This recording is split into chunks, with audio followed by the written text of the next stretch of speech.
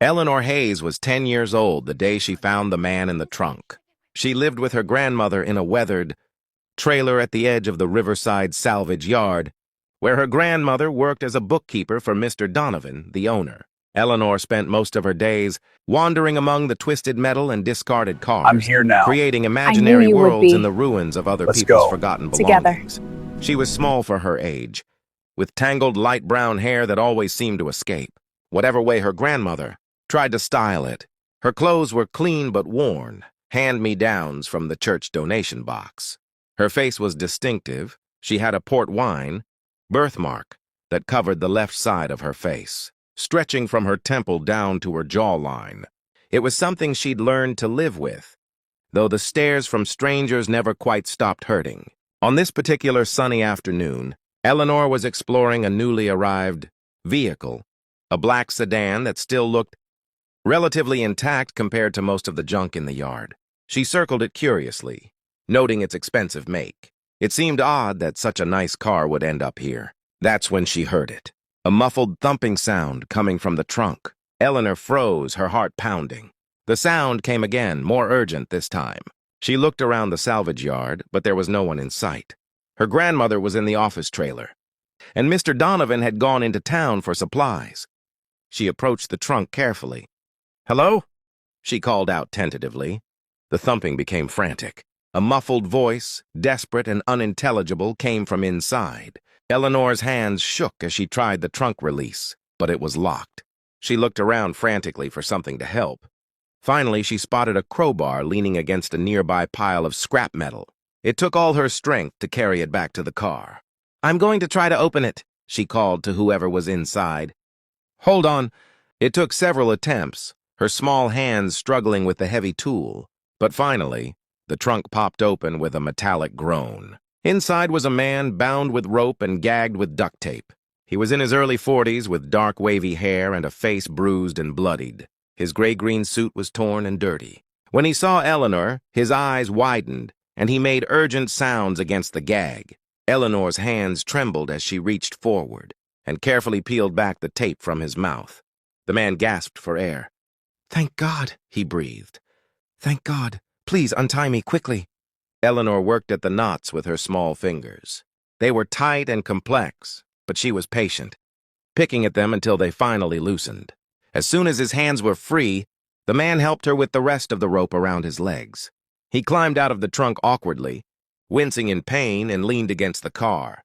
He looked around the salvage yard, then down at Eleanor.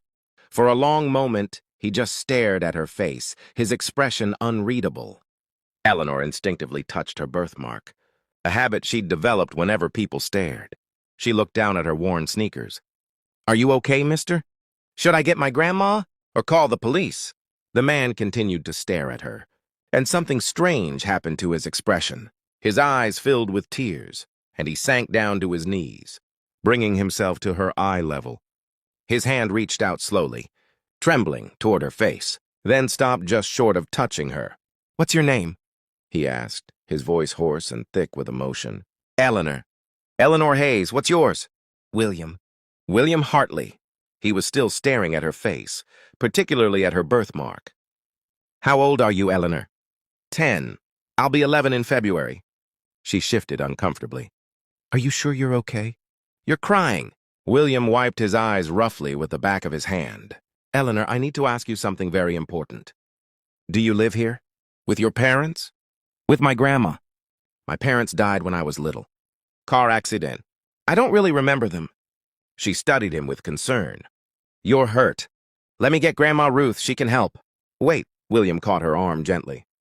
"Before you go, please tell me your grandmother. What's her full name?" "Ruth Hayes. Why?" William closed his eyes and more tears streamed down his face. "And your mother's name? Do you know what it was?" Eleanor found his questions odd, but something in his manner made her answer. "Caroline. Caroline Hayes. She kept her maiden name," Grandma said. "She and my dad weren't married long before the accident." William made a sound that was somewhere between a laugh and a sob. He reached into his jacket pocket with shaking hands and pulled out a wallet. It was expensive leather worn at the edges. From it, he extracted a photograph protected in a plastic sleeve. He held it out to Eleanor. Do you recognize this woman? Eleanor took the photo carefully. It showed a young woman, maybe in her early 20s, with light brown hair and a beautiful smile. And on the left side of her face, stretching from temple to jaw, was a port wine birthmark identical to Eleanor's. Eleanor's breath caught. She looks like me. Who is she? Her name was Caroline. Caroline Hartley. She was my daughter. William's voice broke. She ran away from home when she was 19. We'd had a terrible fight about so many things. I said horrible things to her. I told her she was foolish, that she'd never make it on her own. I was trying to control her life, to make her into what I wanted instead of letting her be who she was. She left, and I was too proud, too stubborn to go after her. I thought she'd come back. I thought I had time. He touched the photograph gently. I hired investigators to find her. It took 2 years, but they finally located her in this area. By the time they did, she was already gone. Car accident, they said. She was 21 years old. They told me she'd had a baby, but there was no record of what happened to the child. The investigators couldn't find any trail. I've been searching for 10 years, Eleanor. 10 years trying to find my granddaughter. Eleanor felt dizzy. You think I'm... But my dad... What was his name? James Novak. That's what Grandma told me. William nodded slowly. The investigators found a marriage certificate. Caroline Hayes married James Novak 6 months before the accident. But there was something else they discovered. He paused, choosing his words carefully. Your grandmother, Ruth Hayes. She was actually Ruth Novak. James was her son. After the accident, after she lost both her son and her daughter-in-law, she took you and moved here. Changed back to her maiden name. The investigators lost the trail because they were looking for Ruth Novak with a granddaughter. Not Ruth Hayes. Eleanor shook her head, trying to process this information. You're saying you're my grandfather? My other grandfather? I believe so. Eleanor, your birthmark, it's hereditary. It ran in my family. My daughter had it. My grandmother had it. The odds of 2 unrelated people having identical birthmarks in the exact same location are astronomical. Eleanor touched her birthmark again, but this time with wonder rather than self-consciousness. My mom had this too? Yes, and she was beautiful just like you are. William's voice was fierce. She hated it when she was young. People stared. Other children were cruel. But as she grew older, she came to see it as what made her unique. She was magnificent, Eleanor. Strong and brave and kind. And I was a fool who drove her away. Eleanor sat down on the ground, her legs suddenly weak. William sat beside her, still moving stiffly from his ordeal. What happened to you? Eleanor asked. Why were you tied up in that trunk? Business rivals, William said grimly. I'm the CEO of Hartley Pharmaceuticals. Some competitors wanted to convince me to sell my company. When I refused, they decided to be more persuasive. They grabbed me 3 days ago. I don't know what they were planning. But I think bringing the car to this salvage yard was meant to be the end. Eleanor's eyes widened. They were going to kill you? Probably. If you hadn't found me... He shook his head. You saved my life, Eleanor. They sat in silence for a moment, surrounded by the ruins of the salvage yard. Finally, Eleanor spoke. Are you sure? That I'm your granddaughter? We can do a DNA test to be certain. But Eleanor, I'm as sure as I can be. Your age is right. Your mother's name. The birthmark. The timing. Everything fits. And what happens then? If the test says yes? William turned to look at her fully. Then I hope you'll let me be part of your life. I know I have no right to ask. I failed your mother. I let my pride and my need for control drive her away. I have to live with that every day, knowing that if I'd been a better father, she might still be alive. But I promise you, Eleanor, I will never make those mistakes again. What about Grandma Ruth? We'll figure it out together. If she's been raising you all these years, then she's the one who was there when I wasn't. She deserves respect and gratitude. I'm not trying to take you away from her. I'm just asking for a chance to know you, to be your grandfather. Eleanor studied his face, this stranger who claimed to be family. Despite the bruises and blood, despite the exhaustion in his eyes, she saw something sincere there, something that felt real. We should get you help, she said, standing up. You need a doctor, and we should call the police about the people who hurt you. William stood too, groaning slightly. You're right. But first, can I ask you one more thing? Okay. Do you have any pictures of your mother? Of Caroline? Eleanor shook her head sadly. Grandma said they were all lost in the accident.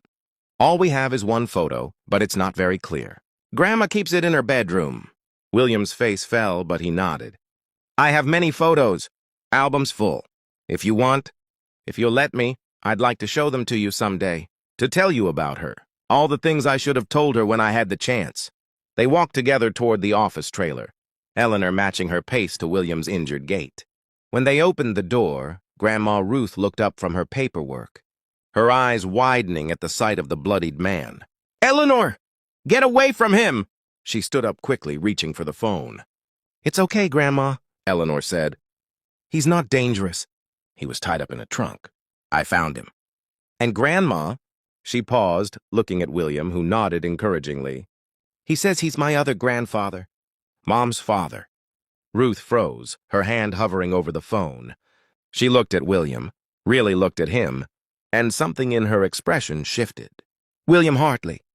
You know who I am? Caroline talked about you before... Ruth's voice caught. Before the accident. She was thinking about reaching out. She said maybe enough time had passed. That maybe you could meet your grandchild? Tears filled her eyes. But then the accident happened, and I couldn't face telling you. I'd lost my son. Caroline was like a daughter to me. And Eleanor was all I had left. I was afraid you'd try to take her, that I'd lose her too. William's own eyes welled up again. I would never take her from you, never. You've been there for her. When I couldn't be. When I didn't even know she existed. I owe you a debt I can never repay. Over the next hours, after the police were called and William was treated at the hospital, the pieces of the story came together. DNA tests were ordered, though everyone already knew what they would show. William's kidnappers were arrested. Within days, corporate rivals who'd made a desperate and criminal mistake. But the real story was the one that unfolded more slowly, over weeks and months. The story of a grandfather who'd lost his daughter and found his granddaughter. Of a woman who'd raised a child alone and learned to share that responsibility. Of a girl who'd spent her life with one grandmother and gained a grandfather who looked at her. Birthmark, not with pity or discomfort, but with love and recognition. William didn't try to change Eleanor's life overnight. He visited regularly, always coordinating with Ruth. He set up trust funds for Eleanor's education and for Ruth's security, but he was careful not to overwhelm them with money. More importantly, he showed up for school plays and report cards and ordinary Tuesdays. He kept his promise about the photographs. One Sunday, he brought 3 photo albums to the trailer and sat with Eleanor for hours, showing her pictures of her mother at every age. Caroline as a baby, as a child, as a teenager. Caroline with the same birthmark, the same smile, the same light in her eyes that Eleanor had. She loved art, William told her, pointing to a picture of Caroline at an easel. She wanted to be a painter. I told her it wasn't practical, that she needed to study business or law. That was one of the things we fought about. I like to draw, Eleanor said quietly. William looked at her with such intensity that she almost looked away. Then you should draw. As much as you want. I'll buy you supplies. I'll get you lessons. Whatever you need. Because I learned something too late with your mother. Following your passion isn't impractical. It's essential. It's what makes life worth living. As Eleanor grew older, William became a constant presence in her life. He and Ruth developed a respectful, even warm relationship, united in their love for Eleanor. They celebrated holidays together, shared stories about Caroline, and created new traditions. When Eleanor was in high school, struggling with the way some classmates treated her because of her birthmark, it was William who sat with her and told her the truth. Your mother struggled with this too, and I failed her then by not teaching her what I learned later. That the people who judge you for your appearance aren't worth knowing. The birthmark isn't a flaw, Eleanor. It's part of what makes you who you are. It connects you to your mother, to your great-grandmother, to a family line of strong, remarkable women. Anyone who can't see past it to the person you are doesn't deserve your time. Eleanor started an art program at her school for students with visible differences, a way to help others like her find confidence through creative expression. William funded it, but it was Eleanor's vision, Eleanor's passion. She was becoming the woman her mother might have been if she'd lived. On Eleanor's 18th birthday, William gave her a gift. It was a large portfolio, and inside were dozens of paintings, her mother's work, discovered in a storage unit William had maintained for years without even remembering what was in it. "I found these last month," William explained. "I'd put her things in storage after she left, too angry to look at them. Then I forgot they were even there. But I was going through my financial records and I saw the storage unit fee. When I opened it, I found these." Eleanor looked through the paintings with tears streaming down her face. They were beautiful, full of life and color and emotion. And in several of them, Caroline had painted self-portraits. Her birthmark featured prominently, transformed into something artistic and beautiful. "She learned to love herself," Eleanor whispered. "She learned to see herself as beautiful." "Yes," William said, "and I wish I'd been there to tell her that. But I can tell you, you are beautiful, Eleanor. Inside and out. Your mother would be so proud of the woman you're becoming." Years later, when Eleanor graduated from art school with honors, both Ruth and William sat in the audience. William had aged, his hair now completely white, but his eyes were as sharp and loving as ever. When Eleanor accepted her diploma, she looked out into the crowd and saw them both, her family, built not from perfect circumstances, but from love and second chances.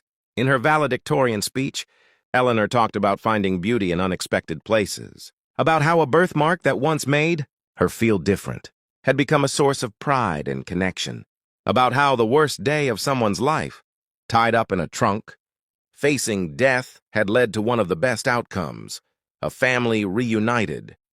"I learned something from my grandfather," she said, looking directly at William, "that it's never too late to change, to grow, to love. He lost his daughter because he couldn't see past his own ideas of who she should be. But when he found me, he chose to be different, to be better. He looked at my face and saw not a flaw, but a connection to the daughter he'd lost. He taught me that our differences aren't weaknesses. They're the things that make us unique and valuable and beautiful." After the ceremony, as they celebrated together, Eleanor pulled William aside. "Thank you," she said simply. "For what?" "For seeing me. For loving me, for being there, for showing me that family isn't just about DNA, it's about showing up and choosing to love someone every single day." William pulled her into a hug, this granddaughter who'd saved his life in more ways than one. "Thank you for giving me a second chance, for letting me be your grandfather. You've given me a reason to be better than I was." As Eleanor looked at her grandmother and grandfather together, this unlikely family forged from tragedy and chance, she understood something profound. Sometimes the worst moments of our lives lead to the best ones. Sometimes salvation comes from the most unexpected places. And sometimes the face we're most afraid to show the world is exactly what brings us home. She thought about that day in the salvage yard. A scared little girl with a birthmark and a man tied up in a trunk. Two people who found each other when they both needed it most. And from that desperate moment had grown something beautiful, a family, love, and the understanding that we're never truly lost as long as there's someone willing to see us for who we really are.